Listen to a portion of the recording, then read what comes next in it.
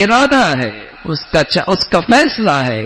پھر سورہ قریش کا تذکرہ ہے، اللہ کی نعمتیں دیکھو، کیسا تمہیں امن دے دیا، کیسا امن دے دیا۔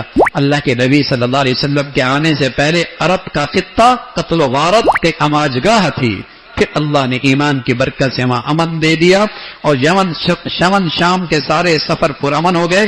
فرمایا جس ذات نے یہ امن دیا پھر اس ذات کا حق ہے نا، اس کی بندگی کرو۔ پھر مذمت فرمائی اور نمازیوں کی جو اپنے نمازیوں میں کوتاہی کرتے ہیں اور بہت معمولی چیزوں کو بھی لینے دینے کے اندر بخیل بنتے ہیں، ان کی مذمت فرمائی۔ پھر پیارے نبی صلی اللہ علیہ وسلم کو جو اللہ نے حوض کوثر دیا ہے، وہاں سے آپ پانی پلائیں گے، اس اعزاز کا تذکرہ ہے، اور فرمایا آپ کے دشمنی تم کٹے ہیں، نسل ان کی ختم ہوگی، نسل ان کی ختم ہوگی۔ پھر سورہ کافرون کا تذکرہ ہے، جس میں پیغام ہے کہ مسلمان اور کافر کے درمیان ایسی مصالحت کی کوئی گنجائش نہیں جس میں مسلمان کو اپنی دینی زندگی سے دستبردار ہونا پڑے۔ مسلمان اور کافر کے درمیان ایسی مصالحت کی کوئی گنجائش نہیں جہاں مسلمان کو اپنے دین کے کسی حصے سے دستبردار ہونے پڑے۔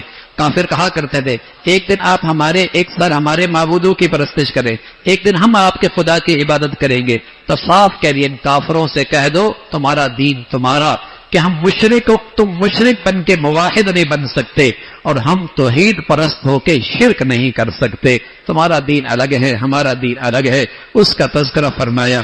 اور پھر اذا جاء نصر اللہ، اس سورت کا تذکرہ ہے اور پیغام دیا جب زندگی کی آخری گھڑیاں ہوں تو اللہ کی تسبیح اور استغفار بڑھا دو، اللہ کی تسبیح اور استغفار بڑھا دو۔ جب یہ آیت سورت آئی نا، حضرت صدیق اکبر رونے لگے، کیوں رو رہے ہو؟ فرمایا اس آیت میں بتا دیا اللہ کے نبی جانے والے، اب اللہ کے نبی جانے والے ہیں، یہ آخری وقت کے اعمال ہیں کہ زندگی کے آخری لمحوں تو توبہ استغفار بڑھا دیا کرو۔ اور پھر سورہ لہب ہے، گناہوں کی سزا ہے، پھر نہ مال کام آتا ہے نہ اولاد کام آتی ہے۔ پھر سورہ اخلاص ہے جس کی بڑی فضیلت ہے، جس میں اللہ کی توحید کا تذکرہ ہے۔ وہ کسی کا بیٹا نہیں، کوئی اس کا باپ نہیں، وہ کسی کا والد نہیں، وہ ایسی ذات ہے جو یکتا ہے، ذات صفات میں وہ سب سے بے نیاز ہے، اس کا کوئی ہمسر نہیں۔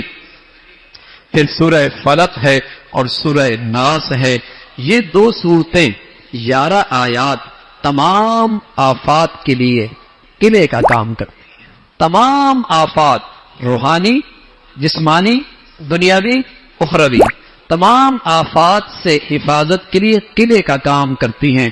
اور شاید اللہ کے نبی پہ جو تھوڑا بہت جادو کا اثر ہوا تھا، حالانکہ بہت سخت جادو کیا گیا تھا، بہت سخت جادو کیا، یہودیوں نے کیا تھا، یہودیوں نے کیا ہوتا، ایک کنگھی پر کیا تھا، ایک کنویں میں رکھ دیا تھا، اور اس کنویں کا رنگ بھی بدل گیا تھا، اتنا سخت جادو تھا۔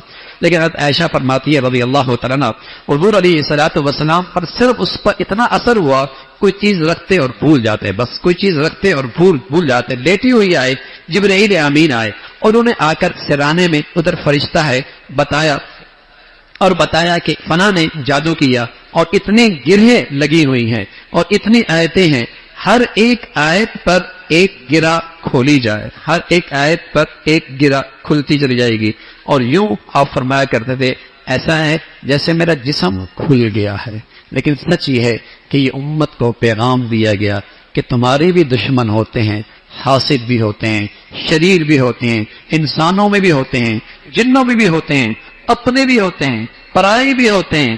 تم کیوں نہ اپنی زندگی کا معمول بنا لو، ان صورتوں کو روزانہ پڑھ لیا کرو۔ اللہ کے نبی فرمایا، اللہ کے نبی کو جب یہ آیتیں مل گئیں، عائشہ فرماتی ہیں موت تک، دنیا سے جانے تک آپ علیہ الصلوۃ والسلام اور ہم روزانہ ان صورتوں کو رات کو سونے سے پہلے 3 بار پڑھتے اور اپنے ہاتھوں پہ پھونکتے اور پھر پورے جسم پہ مل لیا کرتے، پورے جسم پہ۔ اور اتنا اہتمام تھا جب آپ مرض الموت میں تھے، یعنی بیماری کا آخری وقت تھا، تب بھی آپ ان صورتوں کے پڑھنے کا اہتمام کرتے تھے۔ یہ بہت مجرب نسخہ ہے، جو جتنا یقین کے ساتھ پڑھے گا، جتنا یقین سے پڑھے گا، اس کے مبارک اثرات آئیں گے۔ شر کا دور ہے، شریروں کا دور ہے، حاسدوں کا زمانہ ہے، برا چاہنے والے زیادہ ہیں، خیر خائی چاہنے والے تھوڑے ہیں، جلن زیادہ ہے، اور خوش ہونے والے بہت تھوڑے ہیں. تو ایسوں میں ان دلوں کی حفاظت، اپنی حفاظت کیجئے. اور مسنون عمل ہے رسول کریم صلی اللہ علیہ وسلم سے. تو یہ 11 آیتیں ہیں، یہ 2 سورتیں ہیں. اور یوں الحمدللہ ہم نے مختصر سے یہ تھوڑا سا خلاصہ عرض کر دیا.